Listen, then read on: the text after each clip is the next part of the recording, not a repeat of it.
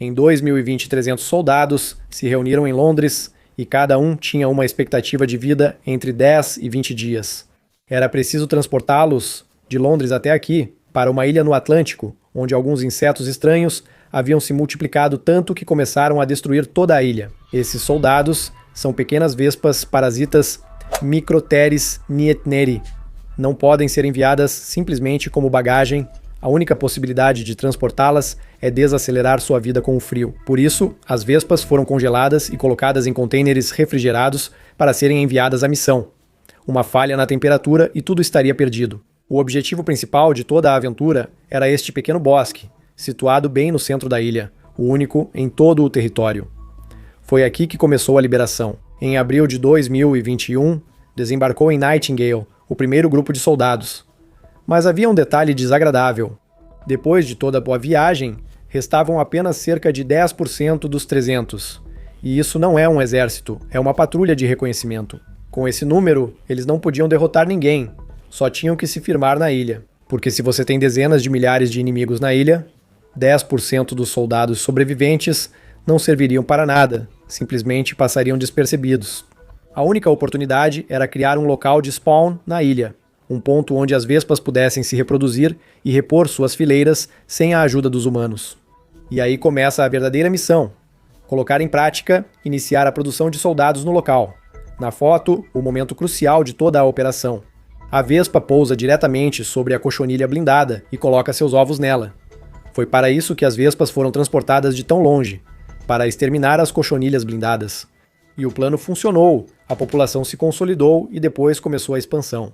Em 1 ano e meio, de um punhado de sobreviventes, surgiram milhares de soldados, e quando o exército ficou grande, começou a operação. Pelo grande prêmio desta guerra,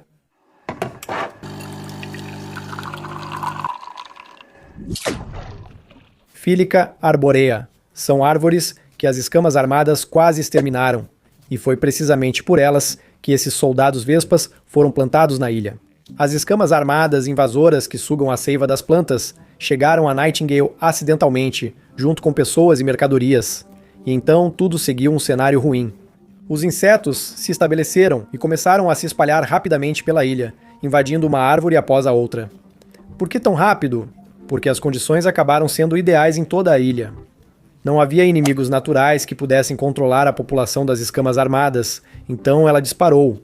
E quando são muitas, as escamas armadas secretam uma substância pegajosa parecida com orvalho de mel nas folhas e nos caules, e sobre ela cresce a fumagina.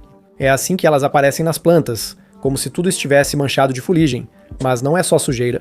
A fumagina inibe a fotossíntese, o que significa que a árvore perde a capacidade de viver normalmente. E, como resultado, o dano causado pela camada é ainda mais grave do que o dano direto causado pelos insetos. Embora também não seja muito agradável, especialmente se você se aproximar, a infestação por cochonilhas armadas faz com que os caules pareçam estar cobertos de pontos vivos. Os insetos se agrupam em uma camada densa. Assim, um inseto tão pequeno, quase imperceptível, de repente se tornou uma ameaça para toda a floresta e para a pequena população de aves que vivem nessas árvores. Esta floresta é o único lugar do planeta onde vive um pássaro diminuto, o semilheiro de Wilkins, que não existe em nenhum outro lugar do mundo. Ou seja, se a floresta desaparecer, o pássaro não tem nem mesmo um plano B, e não se trata simplesmente de um pássaro do livro vermelho. Nas Ilhas Tristão da Cunha, a natureza funciona como um laboratório de evolução independente, algo parecido com as Galápagos de Darwin. Em ambos os lugares, há espécies únicas e independentes, com características próprias. Assim, o viveiro de Wilkins escolheu uma especialização muito específica. Ele se alimenta dos frutos da única árvore autônoma, a Filica arborea, também consumida pela cochonilha armada, contra a qual não tem defesa. Por isso, as árvores começaram a sucumbir muito rapidamente. Durante uma visita em 2018, os cientistas registraram um forte aumento de árvores doentes nas áreas de controle. A proporção de árvores infectadas passou de aproximadamente 29% em 2011 para 85% a 100%, ou seja, em poucos anos. A maior parte da floresta foi afetada, que já não era muito grande e pareceria que não poderia ficar pior, mas a ilha sofreu outro golpe em 2019, 2 fortes tempestades atingiram a ilha. E não era o tipo de clima que você pode esperar em casa tomando seu café. Felizmente não houve vítimas fatais, mas as tempestades foram tão fortes que causaram sérios danos nas casas e nas comunicações da ilha. Foi considerado o desastre natural mais devastador desde a erupção vulcânica de 1961. Os prédios escolares e governamentais foram os mais afetados, assim como a fábrica, que é essencialmente a base da economia da ilha. Enquanto as pessoas restabeleciam as comunicações, consertavam suas casas e simplesmente tentavam compreender a magnitude do desastre, nas áreas selvagens e inabitáveis da ilha ocorria outra tragédia silenciosa, sem sirenes. As árvores já estavam enfraquecidas pelos insetos e o vento forte simplesmente acabou com elas. O que a cochonilha começou, o clima terminou. Aproximadamente 80% das florestas da ilha foram afetadas e, junto com a floresta, desmoronou-se a base alimentar. A comida para as aves tornou-se criticamente escassa. Os tentilhões voavam em busca de frutos, mas em vez de árvores normais, encontravam troncos nus e mortos. E a cadeia é óbvia. Os adultos não têm o que comer, e os filhotes menos ainda. O número de aves diminuiu rapidamente. No entanto, esta ave nunca teve a oportunidade de se tornar numerosa. O papa-sementes de Wilkins vive em um território minúsculo e depende de árvores específicas, o que significa que, por definição, há pouca comida. A população sempre foi pequena, simplesmente porque a ilha é pequena e a floresta não é infinita. Mas antes da chegada dos humanos e das escamas armadas, tudo era relativamente normal para as aves, mesmo com um número reduzido, elas se mantinham em equilíbrio. Em 2018, os cientistas contaram aproximadamente 119 casais, não milhares nem centenas de milhares, mas apenas um pouco mais de 100 casais em todo o mundo. E então chegou 2021 e a segunda contagem, depois das tempestades. Já com a destruição das florestas como pano de fundo, o status da espécie foi imediatamente elevado ou rebaixado. Resumindo, mudaram seu status de em perigo de extinção para em estado crítico, porque as observações mostraram que só restaram cerca de 20 casais, ou seja, a população foi reduzida em mais de 80%. Vamos converter isso para uma escala compreensível ao cérebro. Atualmente, nos Estados Unidos, vivem aproximadamente 335 milhões de pessoas, e menos de 80% é como se 268 milhões simplesmente desaparecessem, como num estalar de dedos do Thanos. Só restariam Califórnia e Texas, e nem mesmo com toda a sua população. Imaginemos que isso acontecesse, todo mundo estaria gritando, a mídia, as fundações, os políticos, mas o viveiro de Wilkins é só um passarinho do qual quase ninguém sabe nada. Por isso, apenas um punhado de pessoas que realmente vivem nesta ilha e nesta floresta percebeu o seu desaparecimento. E para eles foi um golpe duro, porque a população já se mantinha com dificuldade e de repente despencou quase até o abismo. E então surgiu a pergunta: eles chegariam a tempo de salvar a ave da extinção total? Por isso, várias organizações e estruturas se uniram ao governo de Tristão da Cunha e começaram a desenvolver um plano para salvar os semeadores. Claro, não é a mesma coisa que salvar os Estados Unidos, mas merece respeito. Certo? A escama armada está se espalhando, a floresta está morrendo, as aves estão em perigo de extinção. O que fazer se você está em uma ilha no meio do oceano e não tem um kit para reparar rapidamente a natureza? Os cientistas decidiram seguir o caminho mais seguro, o controle biológico clássico. Isso significa que não se pulveriza tudo com produtos químicos, mas sim que se traz alguém que sabe acertar o alvo. E não se trata de uma magia experimental, mas sim de um método que já foi testado por muito tempo justamente contra as escamas armadas. Por exemplo, na ilha de Santa Helena, foi assim que os eucaliptos locais foram salvos. Mas imediatamente surge a próxima pergunta: quem exatamente deve ser solto? A opção de trazer mais predadores não funciona aqui, porque a ilha é um sistema frágil e um erro custaria caro demais. Por isso, os cientistas analisaram muitos parasitoides capazes de atacar as cochonilhas armadas moles.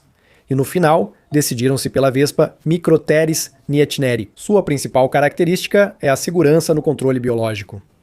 Não se pode soltar qualquer um, apenas um caçador especializado, que não coma outros insetos pelo caminho.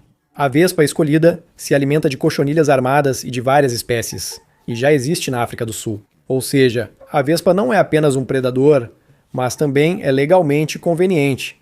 E por que isso é importante? Porque se chega a Tristão da Cunha através da cidade do Cabo, e os cientistas precisavam de uma espécie que não pudesse causar problemas acidentalmente na África do Sul, caso algo desse errado. Se você vê nossos vídeos, sabe como isso acontece. Agora, como funciona essa vespa? Imediatamente após ser liberada, ela começa a procurar cochonilhas blindadas para colocar seus ovos, o que significa uma sentença de morte para a cochonilha. Após 2 ou 3 semanas, aparecem um ou vários anéis escuros na cochonilha blindada infectada, o que constitui um indicador visual direto. A cochonilha está morta, e a próxima geração de vespas parasitas já está a caminho. Dos ovos nascem novas vespas, que procuram seu próximo hospedeiro e o ciclo se fecha. Mas antes de liberar alguém na natureza, os cientistas precisavam ter certeza de que tudo funcionava como deveria. O projeto foi iniciado em julho de 2021. O primeiro ano foi dedicado a testes de quarentena. Eles cultivaram plantas hospedeiras, criaram a cochonilha Coccus hosperidum e criaram o agente de controle em um ambiente seguro. Depois, testaram a eficácia em um clima similar ao de Tristão da Cunha. Para garantir que a vespa não funcionasse apenas em um ambiente quente, eu só estou pronto para trabalhar em um ambiente quente. E aqui há um momento quase irônico. Antes, ninguém tinha tentado nada parecido, simplesmente porque no mundo normal, essa cochonilha blindada sempre funcionava, sempre era controlada por predadores naturais. Só nesta ilha não havia predadores, e a cochonilha blindada encontrou pela primeira vez as condições ideais. E então, veio a espera, como antes do lançamento de um foguete. 6 meses de cultivo, controle, verificações, quarentena, trâmites burocráticos e finalmente as larvas amadureceram. Nesse momento, os cientistas entenderam que agora era a vez deles cumprirem o papel pelo qual se envolveram nessa história. Aqui preciso fazer uma pequena correção. Parece bonito, como se tivessem trazido e soltado as vespas em Nightingale, mas não foi assim, pois o caminho era difícil demais. Morreram tantas vespas durante o trajeto que simplesmente não havia o suficiente para soltá-las. Então, os cientistas tiveram uma nova tarefa primeiro: recuperar a população. As vespas que sobreviveram começaram a ser criadas na ilha de Tristão da Cunha, o lugar mais próximo de Nightingale, onde há pessoas e onde se pode trabalhar normalmente. Primeiro era preciso salvar os salvadores. Claro, os insetos viviam em caixas como estas, onde eram criados, testados e supervisionados para que tudo saísse conforme o planejado. No começo, apenas em condições seguras e controladas, sem surpresas nem efeitos colaterais acidentais. Mas então surgiu uma questão prática inesperada: em que eles seriam criados? As vespas precisam de uma planta hospedeira onde possam viver normalmente e se reproduzir ativamente. No final, elas foram transferidas com sucesso para o espinafre chinês, e as vespas gostaram. Se isso não tivesse acontecido, toda a operação teria fracassado, mas as vespas se reproduziram, se adaptaram e espere. E se elas se tornarem numerosas demais?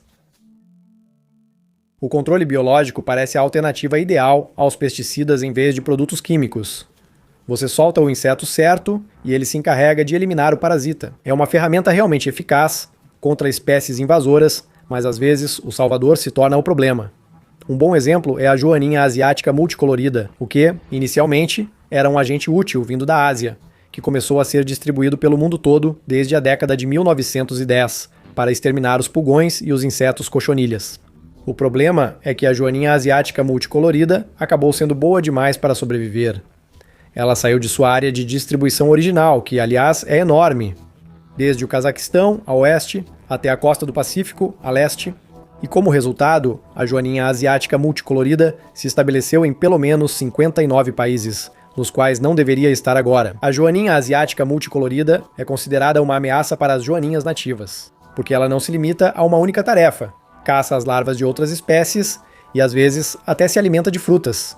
E as surpresas não param por aí. A joaninha asiática multicolorida também é considerada uma praga doméstica, porque no inverno ela entra em casas e edifícios onde passa o inverno em massa.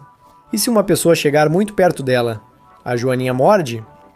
Prometeram um pequeno ajudante de jardim, mas acabaram trazendo um vizinho que tenta te morder na bunda. Daí surge a pergunta que qualquer pessoa normal faria: uma vespa que os cientistas trouxeram para Nightingale pode sair do controle da mesma forma? Vamos começar pelo que é uma vespa em geral. Na mente surge a imagem de grandes insetos listrados que picam dolorosamente e estragam os piqueniques das pessoas. Mas as vespas que trouxeram para Nightingale são de outro universo, nem sequer se parecem com as normais.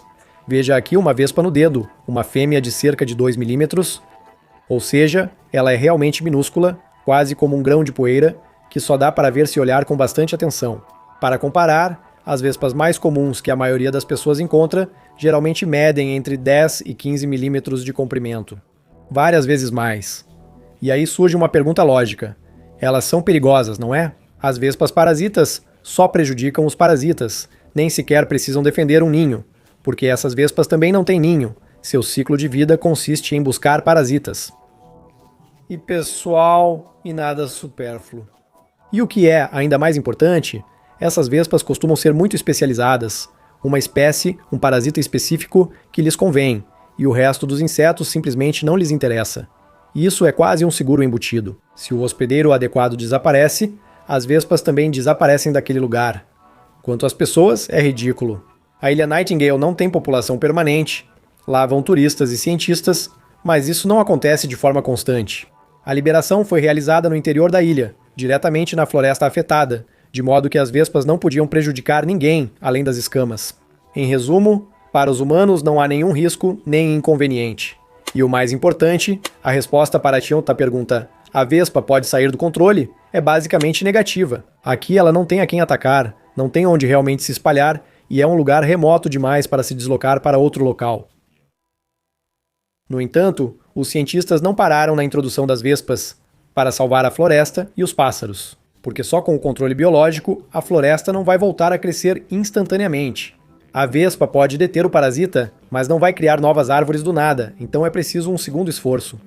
Os cientistas criaram um viveiro florestal para aumentar o número de árvores e, ao mesmo tempo, melhorar a biossegurança da ilha, ou seja, evitar que novas espécies não nativas cheguem aqui, junto com as pessoas e as mercadorias. Resumindo, agora há um controle e inspeção rigorosos. Atualmente, eles se dedicam principalmente à restauração das florestas de Filica arborea, onde vive o pássaro. Eles reproduzem, cultivam e transplantam as árvores, mas aí não termina tudo, pois a árvore cresce lentamente. Trata-se de um investimento a muito longo prazo. O programa em si começou em 2016, quando os cientistas transplantaram 220 mudas muito pequenas, com menos de 10 centímetros de altura e outras 80 maiores. Eles os transferiram de uma floresta para uma área sem parasitas. Esperamos, mas em geral, árvores de crescimento lento são, claro, normais. Mas quando é que as aves vão começar a se alimentar? Porque as aves não precisam de plantações bonitas, e sim de frutos, e a Filica arbórea tem um limite específico. As mudas começam a dar frutos quando o diâmetro da base ultrapassa 20 milímetros. Em média, isso acontece aproximadamente 5 anos após o plantio. Também vi as últimas atualizações e a última grande plantação ocorreu em abril de 2023. Então, os cientistas plantaram 157 árvores jovens e saudáveis nos lugares onde as antigas haviam sido destruídas por uma tempestade. E isso é, precisamente, uma boa notícia para o futuro. Se tudo correr bem, dentro de 2 ou 3 anos, essas árvores começarão a dar frutos. Isso significa que as aves terão mais comida e que a população finalmente terá a oportunidade de crescer um pouco. Mas ela já está crescendo, se olharmos o panorama geral. É assim que a vegetação da ilha mudou, especificamente na floresta onde vivem as aves, ao longo das últimas décadas. E este é um daqueles casos em que uma imagem vale mais do que 1000 palavras.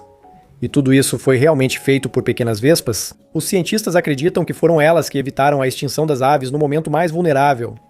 Em fevereiro de 2024, as pesquisas mostraram que ainda vivem entre 60 e 90 casais de papa-capim de Wilkins em Nightingale. Sim, a população diminuiu consideravelmente. Ninguém esconde isso, mas há outra parte pouco comum nesse tipo de história. A floresta se recuperou rapidamente após a liberação das vespas, e os cientistas esperam que o número de vespas se estabilize e depois aumente.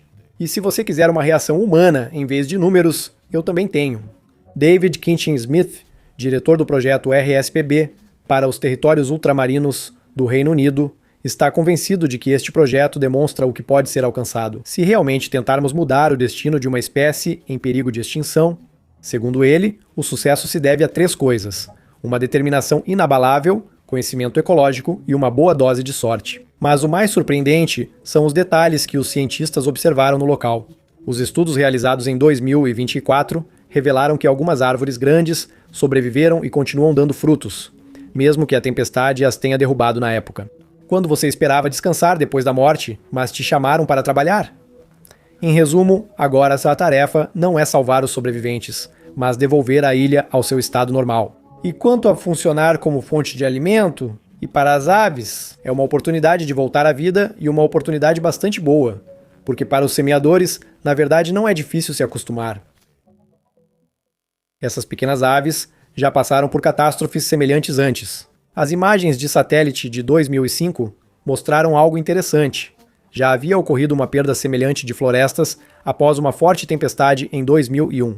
Ou seja, a história de 2019, por mais terrível que pareça, não é única para a ilha.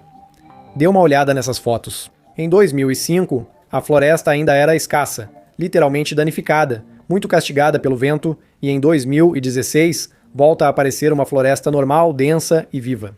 Se as mudas já sobreviveram a esse cataclismo sem serem extintas, podem sobreviver novamente. É assim que a ilha e a floresta se parecem atualmente. Na minha opinião, trata-se de um renascimento, claro, com uma ressalva importante. Então, no início dos anos 2000, as árvores não estavam infectadas pela cochonilha, mas agora a situação é diferente após a liberação das vespas. Pode-se considerar, pelo menos de forma preliminar, que esse problema está resolvido, porque realmente começou a erradicação da cochonilha. E definitivamente, o panorama geral já não parece tão sombrio como há alguns anos. A cochonilha está sendo exterminada, a floresta está se recuperando e, essencialmente, as aves se adaptaram às tempestades graças à própria vida na ilha. Se não soubessem sobreviver nessas condições, já teriam desaparecido há muito tempo, mas os semileiros se mantiveram durante todo esse tempo, portanto, continuarão resistindo. Você nos deve um like? Até logo, tchau, tchau!